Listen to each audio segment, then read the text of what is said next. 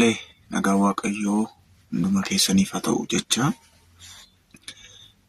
sagalee Waaqayyoo keessaa Wangeela Maarqos boqonnaa 10:46 nan dubbisa maqaa Gooftaa Yesuusiin. Ergasii isaan Yerikoo dhufan. Yeroo Yesuus bartoota isaatiif tuuta sonaan baay'ee wajjin Yerikoodhaa ba'aa deemuuf jedhetti, Barxiimiyoos ilmi Xiimiyoos namichi jaamaan tokko karaa bukkee taa'ee hin kadhata ture. Yesuus nama biyya Naazreet ta'uu isaa yommuu dhaga'e, iyyee Yesuus ilma Daawit na maarii jedhe. Namoonni baay'een calluma jechisiisuudhaaf isa ifatan. Inni garuu ittuma caalchisee in iyye. Ilma Daawit na maarii jedhe. Yesuus yommus dhaabatee waamaa jedhe. Isaan immoo namicha jaamaa sana waamanii, jabaadhuu ka'i si waamaa jedhani. Kanaaf inni wayyaa isaa ofirraa darbatee utaalee ka'e. Gara Yesuus dhufe.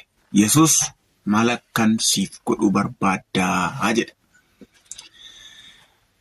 Ganama kana sagalee Waaqayyoo maal akkasiif godhuu barbaaddaa darbee jedhu.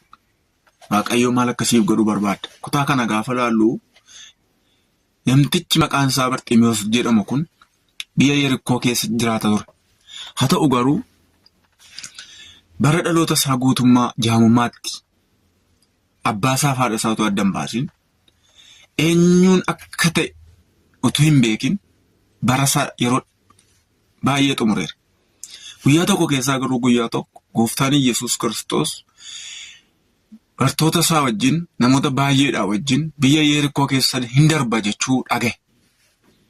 Gaafa dhaga'u Yesuus kun akka inni jaamota banu, akka inni naafota diriirsu, akka inni haala hundumaa geeddaru beeka. Garuu argee hin beeku.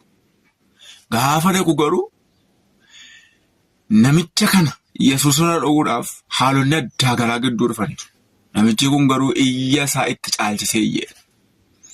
Atis namni dhaggeeffachaa jirtu kun Waaqayyoo maal akkasiif raawwatu, Waaqayyoo maal akkasiif dubbatu, Waaqayyoo maal akkasiif godhu barbaadda. Wanta Waaqayyo siif godhu argachuudhaaf iyya dhugaa iyyi fuula Waaqa duratti. Iyya dhugaa gaafa iyyitu, iyya dhugaa gaafa nu iyyinu Waaqayyo hin dhaga. Iyya dhugaa Waaqayyo hin deebisa. Namichi kun rakkinni isaa rakkina qabatamaa waan ta'eef, rakkinni isaa rakkina humnaan olii waan ta'eef, rakkinni isaa iyya kana gararraa waan ta'eef cal jechuu hin dandeenye. Atis Waaqayyo si gargaaruun barbaaddaa? Waaqayyo siif dhaabbachuun barbaaddaa? Iyyi gara Waaqayyootti. Isa jalqabaa wanti gochuu qabdu, isa jalqabaa wanti hubachuu qabdu, Waaqayyo maal akka inni naaf godhu ergan baree booddee argachuuf iyya dhugaa iyyuutu narra jiraata. Gooftaan Yesuus namicha kana Barxiimiyoos kana gaafa dhaabbatee waamaa jedhe, jaamaadhaati agartuun kee siif deebi'u hin jenne. Maal akkan siif godhuu barbaadda? Maalni rakkinni kee? Maaltu sitti ulfaate? Maaltu si iyyisiise? Atis anis waan Waaqayyo nuuf godhu gaafa barru, waan Waaqayyo nuuf godhu gaafa dhaggeeffannu, iyya dhugaa gaafa nu gara Waaqayyootti iyyinu, Waaqayyo iyya keenya hin dhaga. Yaaffii keessa hin deebisa. Paaraadhaa baashilaa dhiyaaboos. Iyyi gara Waaqayyootti. Kaleessa gara namaatti iyyiteetta ta'a. Kaleessa gara firaatti iyyiteetta ta'a. Kaleessa waan ati dubbatteef faallaansii deebi'eera.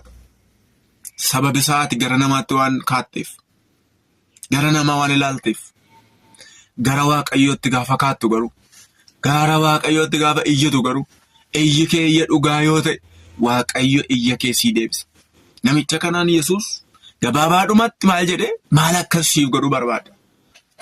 Maalni rakkinni kee? Maaltu sitti ulfaate? Maaltu ba'aa sitti ta'e? Maaltu humna kee gararraa ta'e? Sis maaltu humna kee gararraa ta'e? Waaqayyo har'a gara kootti siifan deebisaa jedha. Gara kootti siin dhagaan, iyya kee nan dhagaan, boocha kee nan dhagaa jedha Waaqa.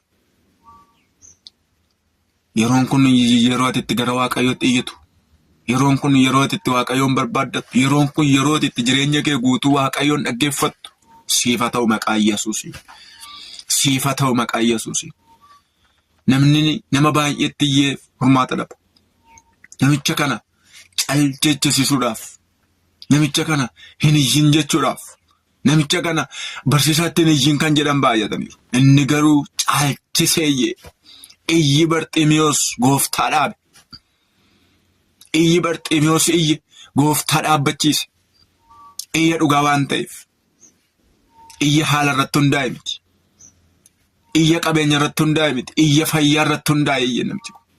Nan jaamee agartuun dhabee. Abbaa koo faadha koo adda baasuu dadhabee.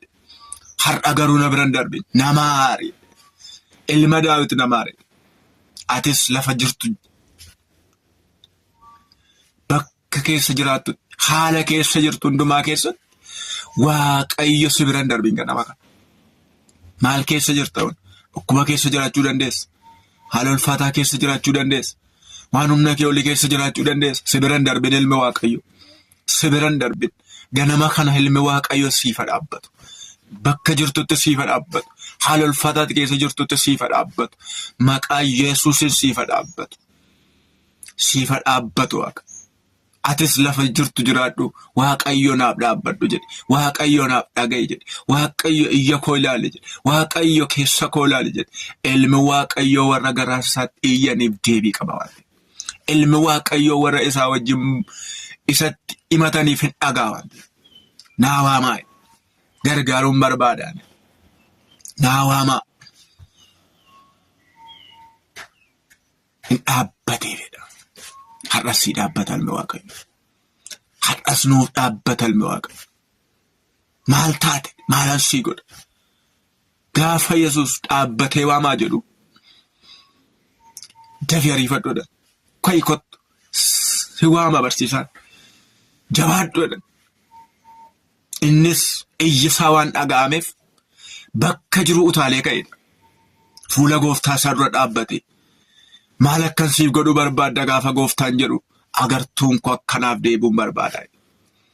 Agartuun koo akka kanaaf deebi'u. Agartuun koo akka argu. Haala natti ulfaate kana keessatti. Haala natti cime kana keessatti. Agartuun koo akka argu barbaada.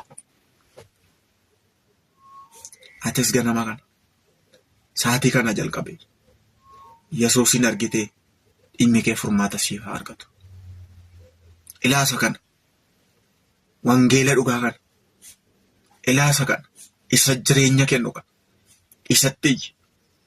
Tarii fira qabaachuu dandeessa. Abbaa qabaachuu dandeessa. Haadha qabaachuu dandeessa. Dhimma koo miti inni kun.